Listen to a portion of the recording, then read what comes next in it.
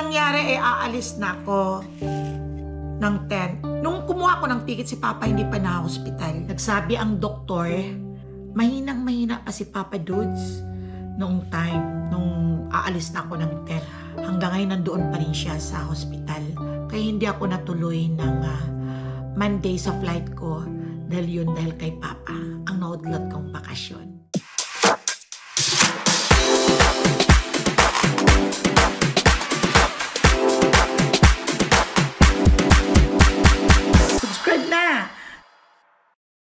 Welcome back to my channel, my friends and friendship. Good morning sa amin dito sa Amerika, sa bagyuhin na panahon namin. It's raining and a strong wind. My friends and friendship, kumusta kayong lahat dyan? I heard na nagkaroon ng heat wave sa Philippines at ingat-ingat lang kayo parati and always drink more water, my friends and friendship. At mahirap nang ma-dehydrate. Ngayon dito naman sa amin kabaliktaran ay sobrang nagbabagyo ang panahon, malamig. Ito ang aming panahon ngayon, my friends and friendship. Ayan, pabugso-bugso ang hangin at ang ulan. Ngayong umaga ako ay magko-coffee at ako lang my friends and friendship ang mag-isa dito sa amin. Si JR, pero nandoon sa kwarto siguro. Nandoon sa kwarto. Dahil at this time, my friends and friendship, Papa Dudes ay nasa hospital. Mga almost 1 week na siya doon sa hospital. At kaya, my friends and friendship, ang naudlot, ang hindi ko natuloy na bakasyon sa Pilipinas.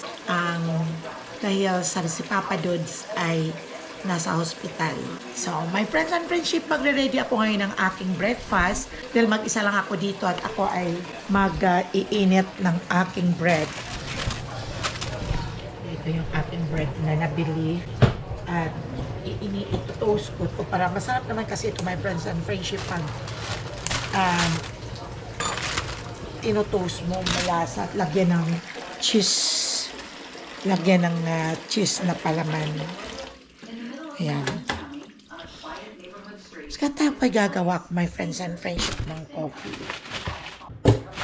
Kahapon ay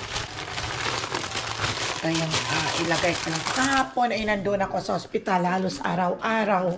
Nagbibisita ako kay Papa Dudes at nandoon siya sa hospital. Kaya ayun lang ako na gising dahil nung umuwi na ako kagabi is almost 10 o'clock na ng gabi.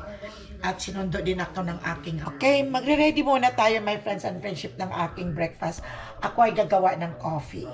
Nagsuot ako ng sweater, kaliligo ko lang at maginaw. Nagagawa muna ako ng coffee at mamayang mga hapon, mga 1 o'clock ay pupunta din ako sa hospital hanggang mamayang 10 o'clock ng gabi. Si Papa Dudes is not feeling okay pa rin until now. Kaya doon siya sa hospital. At ang naudlot kong bakasyon na sana ay alis na ako noong 10 nitong March. Pero wala na hospital, na emergency, na ICU, si Papa Dudes. Kaya hindi na lang ako natuloy. Para tinatalo ko na lang ang aking pamasahe. Sobrang mahal. At syempre, hindi yun naisakay. Kaya ang kalahati ng aking bayad sa ticket ko sa eroplano ay kinaltas na nila ang kalahati din. Kaya ang nabalik na lang sa akin na aking pamasahe ay kalahati.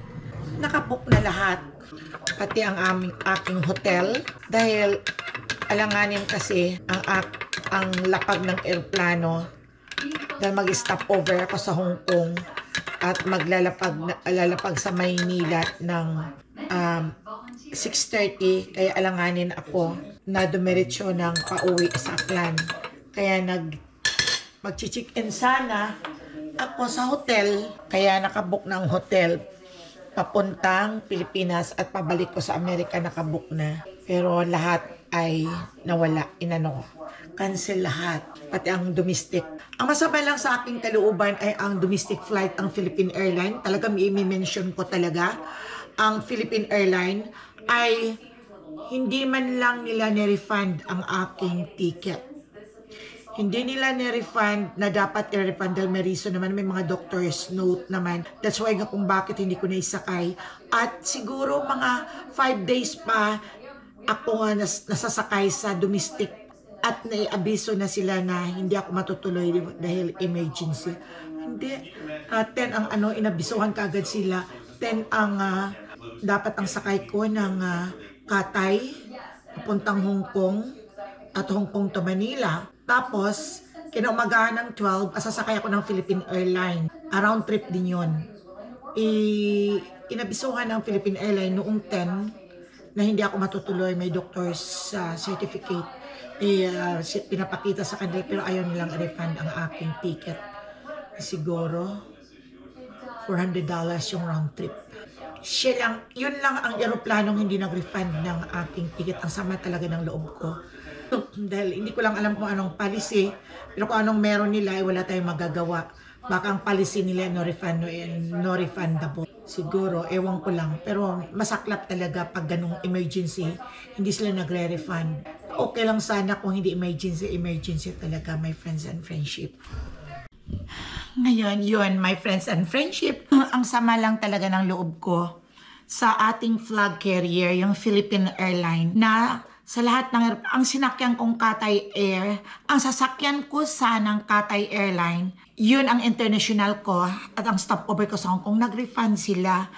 Kahit binawasan nila ng penalty, at least nag-refund kahit papaano.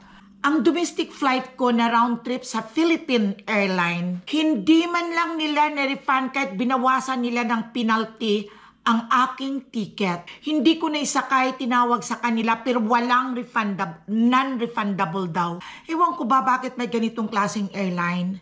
Emergency. Kailangan i-refund nila. Kahit bawasan nila ng kalahati as long na hindi sasama ang kalooban ko at naibalik kahit accounting halaga.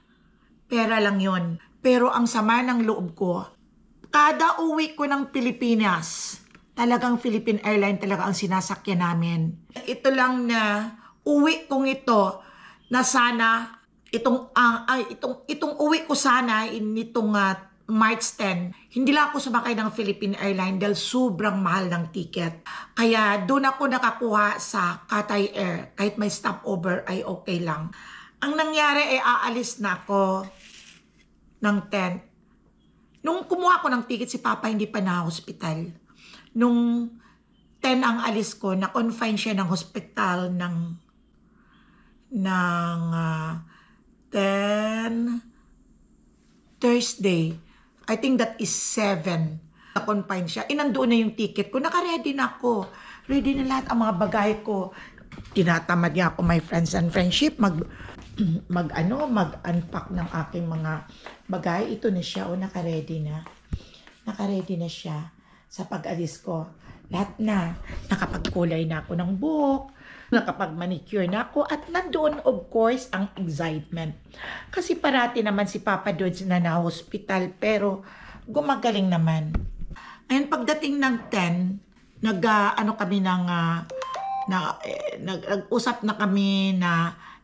kami ng mga anak ko na okay lang mama, ituloy mo ang iyong pag-alis at total sandali ka lang naman at nandito naman kaming lahat. Pagdating ng Monday, nagsabi ang doktor, mahinang-mahina pa si Papa Dudes noong time, nung aalis na ako ng 10. Pagdating na, sabi ng doktor baka ilabas siya kinaumagahan, nag-iisip ng mga anak ko. Sabi niya, pag ilabas si Papa, sino kaya magte-take care kay Papa sa bahay? At prone talaga siya sa baka matumba or anong dahil may nahihilo pa. Pero pinag-isip ng mga bata, okay lang kung nasa hospital siya dahil nandoon siya, may mga doktor. Yun ang sinabi na baka ilabas. Pag 10 din ako natuloy dahil hindi na siya dahil naggrabe na si Papa. Yung pataas pababa, marami ng mga komplikasyon, marami ng mga sakit na hanggang ngayon ay ginagamot pa rin siya. Hanggang ngayon nandoon pa rin siya sa hospital. Kaya hindi ako natuloy ng Monday sa flight ko dahil kay Papa ang naudlot kong bakasyon. At yun lang ang sama ng loob kong pinapabot sa lahat na ang ating Philippine Airlines ay hindi talaga nagpaparepand ng ticket. Kahit kinalahati na lang at mayroon namang reason, may doctor's note na emergency, ay talagang hindi sila nagparepand. Ang domestic flight ko ng Manila to Katiklan at Katiklan to Manila. Ang schedule ng Katiklan to Manila to Katiklan ko ay 12 ng March. Hindi pa ako nakaalis. Dito pa ako sa Amerika. Nag-inform na sa kanila na hindi matutuloy emergency. At ang balik ko ay 20 ng March. Kahit yun lang sana ang binalik nila, hindi nila binalik. Wala, non-refundable. Yun talaga ang Philippine Airline. Almusal ako mag-isa. Ito ang almusal ko, my friends and friendship po. Ang toasted bread. At ito meron ako cheese, ba? Cheese chow mein. Yung binili nila ng mga bata, nandyan lang yan sa ref. Pero hindi ko na, walang kumakain ha. Kaya kakainin natin, sayang. Kakain tayo. Mamaya ako babalik sa hospital. Mamaya ako mag-almusal din. Mag-almusal pa lang ito dahil maaga pa. Maaga akong nagising. Dahil si Suwe pumasok. At maulan at maginaw. Kaya crunchy.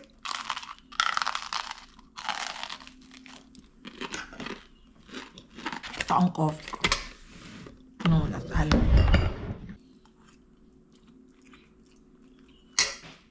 Ang kondisyon ni Papa Dudes, hindi ko pa masasabing okay ang kondisyon niya ngayon. Ito ang pinakamatagal niyang confined sa hospital, my friends and friendship. Umaasa ako na makalabas siya soon. Naudlot ang bakasyon ko. Tutuloy na sana ako.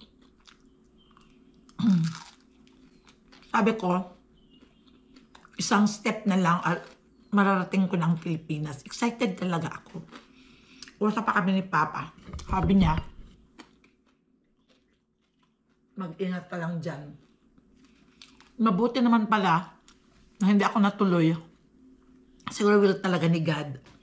Dahil that time na uwi ko ng Pilipinas, alis ako dito ng 10. Pagdating ko ng 11 ay doon pala ang time na nagkagulo-gulo nung nangyari kay ex-President Digong. At doon din pala sila sumakay sa Cathay Airline. Papuntang Manila. Doon din ang sakay ko. Baka na-stranded ako. Wala pa naman akong alam sa Manila. Kaya nagpasundo ako sa aking anak-anakan. Shout out Ethel Dugang. Bam. Shout out, pasensya ka na. Hindi natuloy si Mama. Dahil si Papa until now nasa hospital pa. Excited ako. Di ba sabi ko sa iyo, very excited talaga ang uwi ko. Sabi ko pag susunduin mo ako sa airport. At sabi ko kakain tayo dyan sa MOA. Dahil dyan lang ang hotel ko sa my friends and friendship sa Microtel sa may MOA. Pagdating ko kakain tayong dalawa at magpapaayos ako ng buhok. May makeover. Napapacial ako kako. Sa pagbalik ko naman ay may iba naman ang muka. Wala. May reunion pa naman kami na sa aming baryo, ang mga kababata namin. Ang reunion namin ay every March namin hiniheld. Shout out sa ang original ng mga kabataan ng 1960s and 70s. Yun ang mga group ko. Nakaready na lahat. Ay, nag-usap na kami dito ng kapatid ko. Sabi niya, nandun na siya sa Philippines ang kapatid ko. Susunod na sana ako.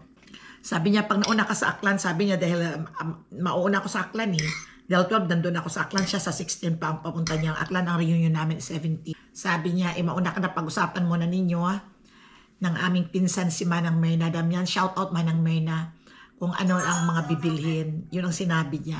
Wala sobrang sama ng loob ko. Nagtatalo ang isipan ko dahil Papa, mahal ko. Ayaw ko naman mangyari sa kanya na wala ako. Nakaset na ang mind ko sa aking bakasyon na ang excitement ay nandoon sa buong pagkatao ko. Nakaredy ng mga damit ko. Nakaayos na ako. Pero biglang parang binuhusan ako ng tubig na galing ako sa mainit na lugar at binuhusan ng tubig na may ice. Lumo ako at lungkot na lungkot. Nagtatalo ang isipan ko. Dahil siyempre nalulungkot din ako si Papa na may sakit na iwanan ko. Tapos iniisip ko na uuwi ako na tuwang-tuwa ako. Mahirap pala isama ang lungkot at ang tuwa. Hindi mo pala may adjust ang sarili mo. Ang tagal ko makarecover ilang araw, iyak ako ng iyak. Wala nang magagawa. Kaya yun. Babalik ako sa hospital mamaya.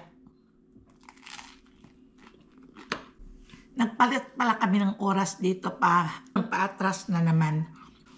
Pa spring kasi na. Pero maulan ngayon. Sabi ko, pag natuloy ako noon sa Pilipinas, kung natuloy sana ako sa Pilipinas, dami nga iba-vlog. Kahit sandali lang ako doon. Sandali lang ako doon. Babalik din ako ng 21 ng March. May aayusin lang ako. Pero, sabi ko, magbablog ako. Bablog ko, sabi ko, aming mga reunion. Wala na. Okay. Plan naman siguro ni Gadget. May mga ibang bagay naman siguro na. Dahil at ang mga bagay nangyayari dahil may reason. Hindi na ako nakapagamit ng placemat. May mga ulam kami, hindi ako magluluto yata. Pero, pagbaba ako sa ospital, bili ako ng pagkain doon. Mura lang kung sa bagay. Mga $8 lang. Pero ayoko ang lasa. Hindi masarap ang pagkain nila. Masarap lang tingnan pero pag kinain mo ibang lasa. Pagkulay na ako ng buhok. Ready na ako to go nga.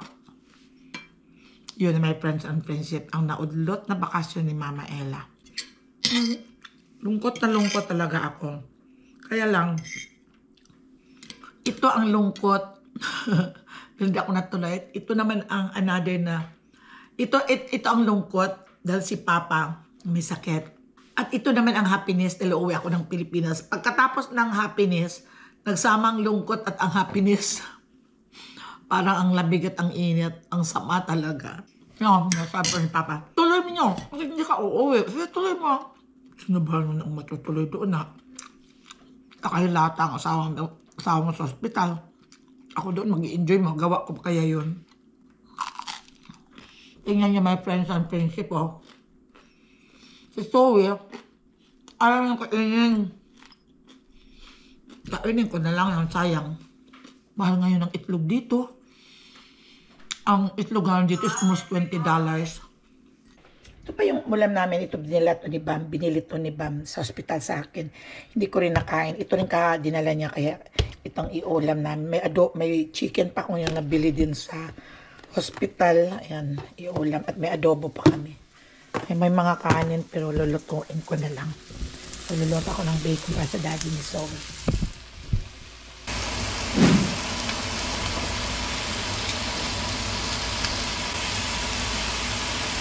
Shoutout pala sa inyong lahat dyan, my friends and friendship. At sana ay okay kayong lahat. Mag-ingat lang kayo parati. At sobrang init ngayon. So, palapit na ang mahal na araw at mas lalo siguro mainit na mainit. Sana time will come na magkita-kita tayo pero parang ang labo. Ito ang uwi ko sa Pilipinas hindi na natuloy. Kaya siya na kayo. Sinabi ko pa naman sa iyo, nagpa-promise ako na iba-vlog ko lahat doon. Oo, iba-vlog ko talaga. Lahat sana. Pero uuwi pa rin ako kung okay na si Papa Dudes. Madali lang naman kumuha ng ticket.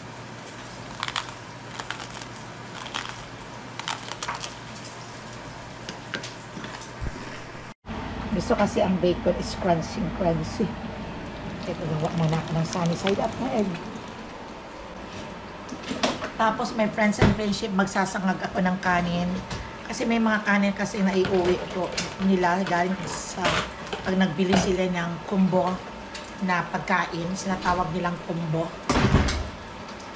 May ulam at may kanin. Ay hindi nila kinakain ng kanin kaya isasangag ko na lang. Malapit na tapos upo ako dito at nanonood ako ng TV kasi may vlog akong bagong labas. Nakita na ba ninyo, my friends and friendship? Kaya, pasensya na kayo at ang vlog ko ay mga 2 to 3 days na ina-upload yun. Paano dito pa kasi galing sa Amerika yon, pinapadala doon sa aking editor. Ipapasa ng anak ko doon sa editor ko sa Pilipinas at i-edit pa nila kaya mga 3 days ang mga mag-upload ako. Okay lang my friends and friendship, hindi naman ako magmamadala. Parati naman ako meron, kaya abangan ng parati ninyo. Muna tayo sa garage. Dumating na yung mga supply ni Papa dun sa Baxter. Kaya yan ang truck. Yan parati. Sinilas. Yan siya ang laki. Maraming mga supply yung sa dialysis. Ay, GR, bring it eh. Ikaw, mali mo nagsarado, dumuri ko dyan. Hindi ko pa natapos ang aking pagkain dahil dumating yung delivery na Baxter. Na in-order ko yun, ang dami nga hindi pa nagamit yung dati dahil si Papa. Ilang araw na sa hospital at nandun siya dinadialysis. Kaya may delivery kasi hindi pa nagkasakit si Papa, i-order na yun. At yun ang supply niya every month. Kaya magsasangag muna ako ng kanin, my friends and friends. Kakainin ko pala ito, sayang.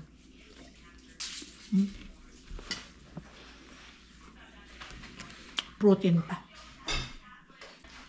Hindi ako na magsasangag. Yung bawang, ilagay ko na. Okay lang kumuha. Lagay mo na doon. Kasi, okay, sandali. Gusto mo, magsasangag tayo, sayang do kanin. Gawin mo muna. Wakan mo. Pwede ka maprito dito. Mamaya ka na maprito at magsasangag muna ako, ha? Diyan, mapiprito ng hotdog. Basagin mo muna yung bawang kasi masarap yung sinangag na kanin. Pag pa namin bawang. Pero may gulay pa yung biliran sa ibang bindala. Dala ni Bang ito kami. Yung mga sinigang. May adobo pa tayo, ah.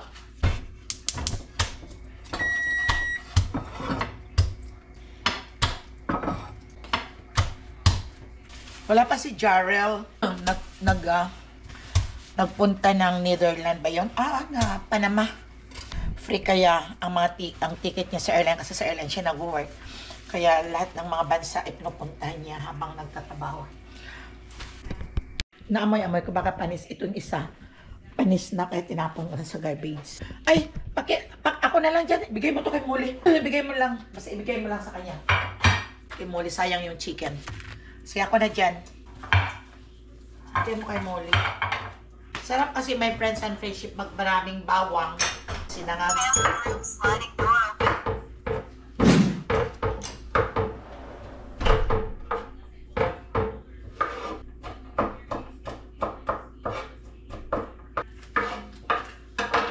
Para mabango. Ayan. Dahil ko man yung blower.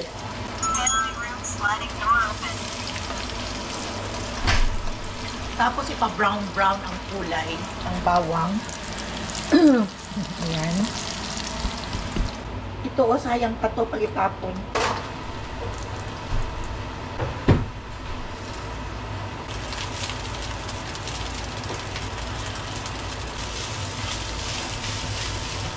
Sarap, mabango.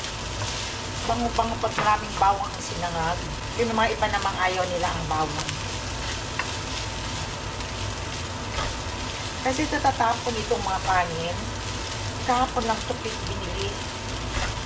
Sayang naman at mapakita para sa magal sa ito. Maraming sinaing ngayon si GR kagabi.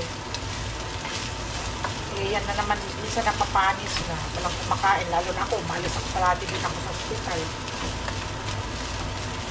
Lalo ng kanin yung sinaing. Ang kanin ay hindi mabasa.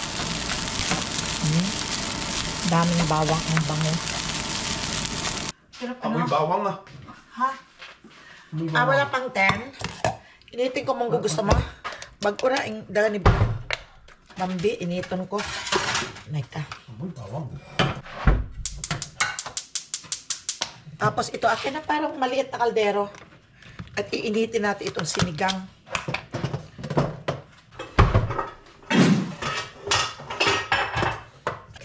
Para makain. Ito mats nga uga ha, na maalata nung oo.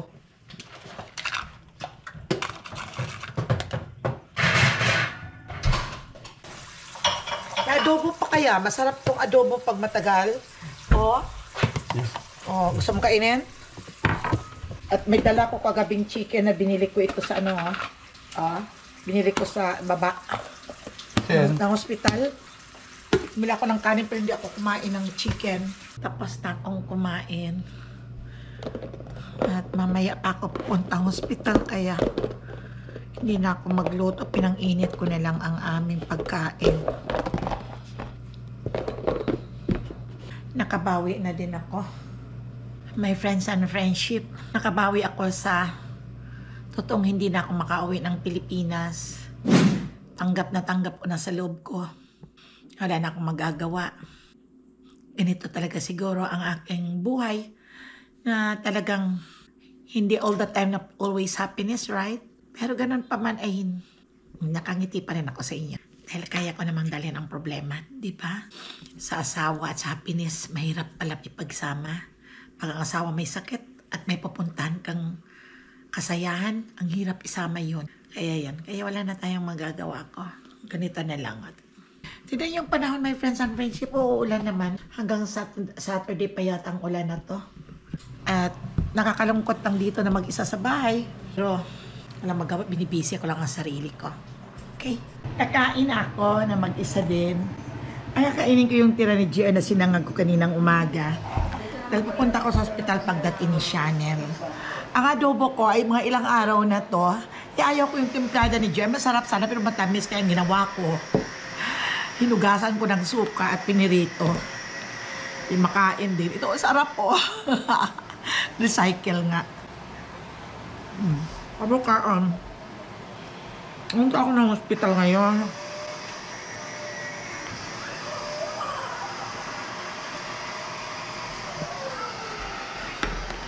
Duty ko ngayon kay Papa Dudes. Si Bam kanina. Ako naman ngayon.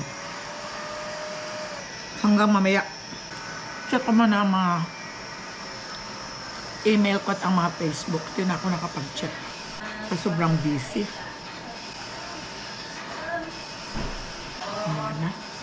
Alas ka na? O, ingat ka ha? Paano ako sa trabaho dito mo? Teka, yung mga sapatos mo. Ito. Paano ako trabaho? Ay, may sige, remote lang. ako ng lima. Okay, huwag mong kunin yan, hindi sa'yo yan. Ano? Ay, alcohol. Okay, mag-ingat ka ha? Babe, pag sa trabaho. Si JR papasok na. Nagpalabas ako ng aming dogs. Walang tao dito. At aalis ako ng pagdating ni Cha, siguro mga 1:30 at pupunta ako sa ospital. Kaya pinalabas ko kaagad yung mga aso at si Jarrell ay mamaya pang 7 darating yun from Panama. Medyo na-delayed yata ang kanyang flight. Kaya pinalabas ko muna sila para mamaya na lang ang problemahin kung sino ang tao dito sa bahay. Sila ang magpapaihi ng 3 aso na malili. Kumain na din ako ng aking lunch. Yun lang ang aking kinain. At magkakape na lang ako doon kung nagugutom ako at mayroon namang biscuit doon sa hospital.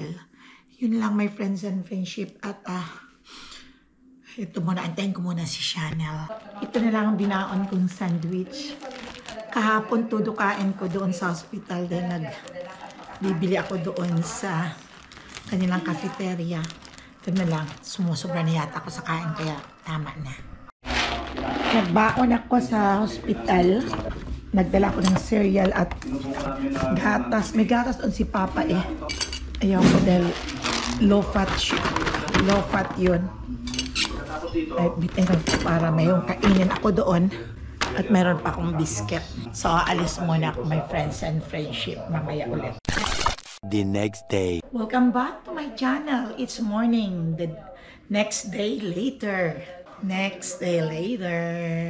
It's in the morning here in the US at kagabi hindi na ako nakapagpatuloy ng aking pag-vlog dahil gabi na ako nung umuwi galing sa hospital. Si Papa Dude is still there at saka wala pa rin masyadong improvement ang kanyang health. Pabalik-balik lang ang kanyang mga lab test. May okay, may mababa. Yun ang update ko sa inyo, my friends and friendship.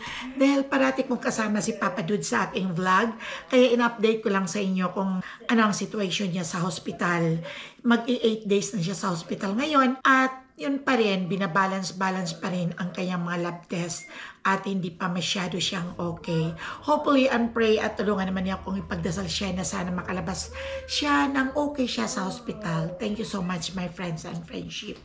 At ngayong umaga ay grabe bagyuhin dito ngayon sa amin at ito ang panahon maulan na naman. It's malakas ang hangin at saka grabe ang ulan. Kaya magluluto muna ako ngayon at pupunta ako sa hospital at kung sinong available ngayon na aalis like Mikel at saka si Jarrell na pupunta din doon, ay makikisabay ako doon sa kanila. At mamaya namang gabi, pag umuwi from work, si Chanel ay pipick upin kami ni Zoe doon. Dahil si Zoe, early day today, it's 12:30 ang labas niya sa school, Friday. At doon siya muna mag-stay sa bahay ng anak kong si Judelia at maglalaro kay Sam at saka kay Liam. Dahil Friday naman ngayon. At mamayang 9:30, dadaanan si Zoe doon sa hospital at dadaanan din doon sa bahay nila Judelia at dadaanan din ako sa hospital. Yun, my friends and friendship, magluluto muna ako para may pangbaon ako. Sa hospital, ito ang aking lulutuin ay ito ang giniling na pork. At ayan ang kanyang sahog. Wala akong potato. Dahil hindi ako katulad sa sinabi ko, hindi ako nakapagpamalingke. Naka-chance lang ako nung last time nang magpunta ng Costco bumili ng bigas, pero hindi ako nakadaan sa Oriental Store dahil sa mga pagmamadali, sa mga hindi may iwasang mga bagay na hindi ko magawa. Kaya ito ang aking igigisa ko na lang siya sa bawang sibuyas at sa carrots at saka sa bell pepper. Ngayon mag-almusal ako, my friends and friendship, at iinitin ko lang itong aking tubig para makakain ako ng almusal at makapagluto. Tumawag din yung anak kong si Bam na si Papa ngayon ay bronchoscopy siya ngayon, kaya hindi siya sumasagot pag tinatawagan. Kaya nagre-ready na ako ng aming pagkain para makapagbaon din ako doon sa hospital. Ang available lang namin ulam ditong maluluto, my friends and friendship, ay yung giniling na karne.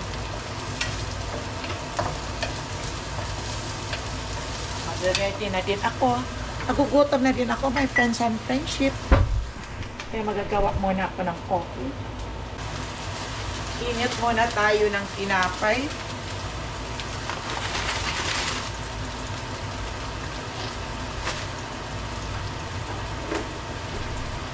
Ang haba-haba naman kasi nito, my friends and friendship. Kaya i-ano ko na lang. Hatiin ko na magkasya sa toaster. Si Zoe ay pumasok na din. Ihahalo ko na ito. Medyo matigas pa ng kaunti, pero kaya.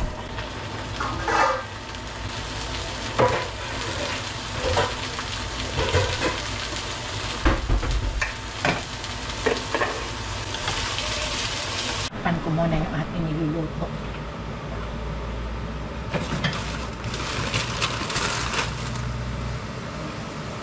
Toast ko na.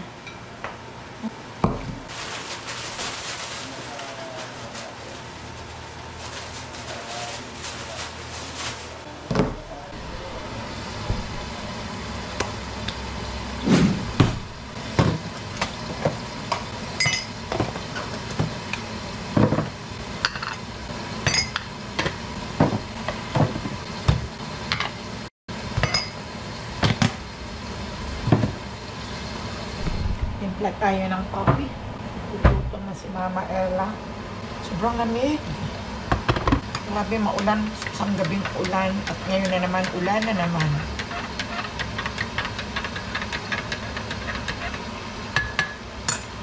Kuha tayo ng palaman. Ito na lang. Tingnan niyo, my friends and friendship. Hindi ako na sa mga ulam. May mga ulam pa nga kami dito. May chicken yung nabili sa Costco. At mayroon pa pala ito. Okay, pati iinitin ko na lang itong pansit.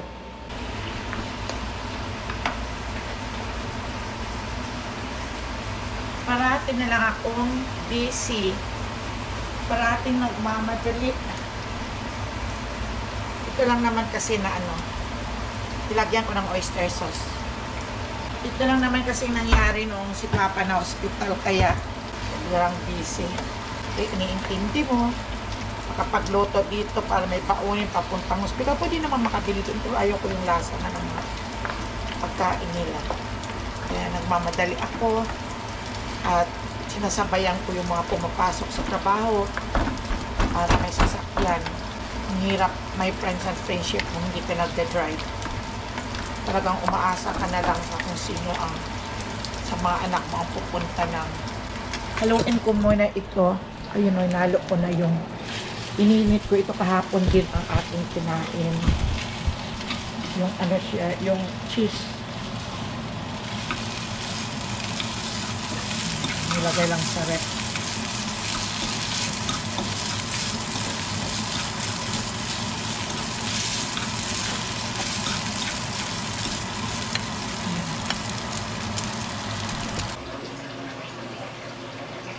Nandito ako upo. Kain na tayo. Breakfast ito, my friends and friendship. Kape tayo. Isang itlog at itong natira sa rep na cheese noodles. Itong bread. Meron pa pala ako dito maano binigay ni Jarrell yata yan.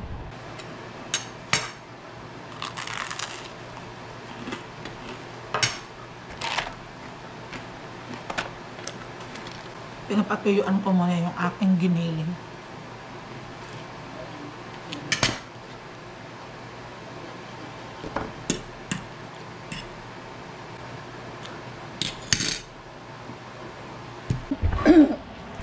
Pinalisan ko ng mantika. Luto na ito. Pinatuyuan ko ang natitira nilang mantika. Pinalisan ko ang mantika.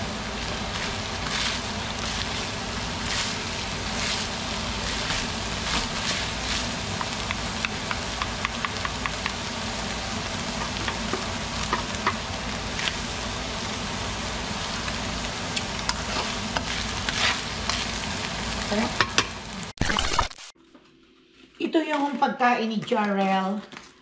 Nandun kasi siya sa gym. Siya ang aking rides mamaya. Bago siya pumasok sa trabaho, i-drop muna niya ako doon sa Vallejo. At ito ay pinapaluto na kagad. Simple lang ang kayang luto nito, my friends. Ano lang to, igigisa lang ng kaunti sa olive. At tapos ay ito, hiwa-hiwain lang ang mga chicken niya. Ayaw ko yung igugunting. Mas okay pa yung naghihiwa, madali. Nagda-diet kasi ang batang to. Hindi siya kumakain ng masyadong mga puri chicken lang. At hindi lang masyadong nagsusalt yan sa pagkain. Ito lang nga may sisda siyang mga ginagamit niya.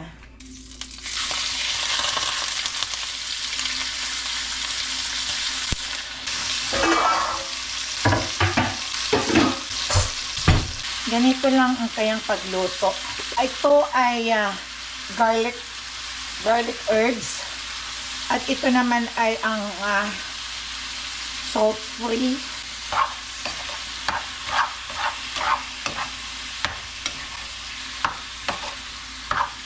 Nagdagan ko naman ng ano. Ito lang ang ginagamit niyang mantika sa mga kinakain niya. Olive oil.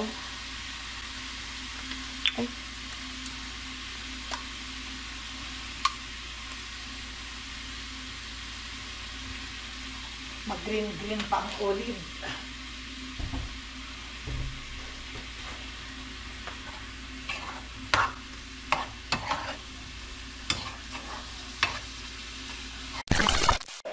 Ito lang, my friends and friendship, ang kayang pagkain. Pero meron siyang mga fruits. Ano bang fruits niya? Avocado ang nilalagay yata dyan. At meron siyang cottage cheese. Yan lang. GR. Okay, my friends and friendship. Ako ay aalis. Antay ko lang si Jarrell. At maaalis na din kami. Ida-drop niya ako doon sa Saturday. Kaya, ano ba ang dadaling kong stuff? Okay, this one is a Moby. Dinakuha na akong matatamis naman dito, my friends and friendship. Nilinisan ko lang ang kuko ko dahil hindi na maganda. Kaya isasarado ko na dito.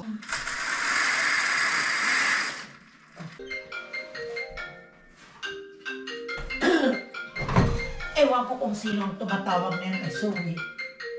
Wala si Zoe. Nandun siya pinick up ni Tita Judel dahil 12:30 ang labas at wala si mami niya nasa work. Mamaya pa yun pipick up yan. Sabay sa akin sa hospital pipick upin ako ni Chanel at si Zoe ng 9:30 mamaya. Pero doon si Zoe sa tita niya kay Liam. Kaya bago ako umalis, kailangan malinis dito. Ayoko yung maraming hugasan. Tapos pagdating mo, pagod ka na, may irita ka pa. Kailangan ko muna. Ikit muna natin to. Para mamaya pagdating ko, ililipat ko na lang siya doon sa cabinet pag malinis na to. Ganun dito ang papel ko sa buhay. Tambak lang sila rito. Tambak dito, tambak doon. Ayan. Mainit ang hinuhugas ko. Kasi kung may mga mantika natutunaw, silalagay ko lang doon. I-drain na lang doon sa ilalim. Dami pa natin ang hugasan. Kung hindi ako nag-dishwash, kaunti lang. Kung may mga party na tambak-tambak, ready. Pero kung ganito lang naman, hindi naman madumi, hindi naman mamantika. Ilalagay ko lang siya rito din. Panglagay ko lang siya. Ayan. Dito ka. Diba? Malinis na. Okay, my friends and friendship. Hanggang sa muli nating pagkikita ulit at i-update ko na lang kayo kay Papa Dudes. So, thank you for watching. And shout out sa inyong lahat. At sinasabi ko lang parati na always be pretty and ingat kayo sa sarili. Kahit anong mangyari, tumaas man ang edad natin is just only a number. Huwag pababayaan ang ating sarili. Ako, tingnan nyo, problemado talagang tao dahil imagine ang asawa ko na sa hospital. Hindi ko alam kung makalabas pa o hindi na. Kaya yun ang aking problema, talagang malaki sa akin yun at nandito sa dibdib ko, nandito sa otak ko, pero tinitingnan ko ang itsura ko sa salamin.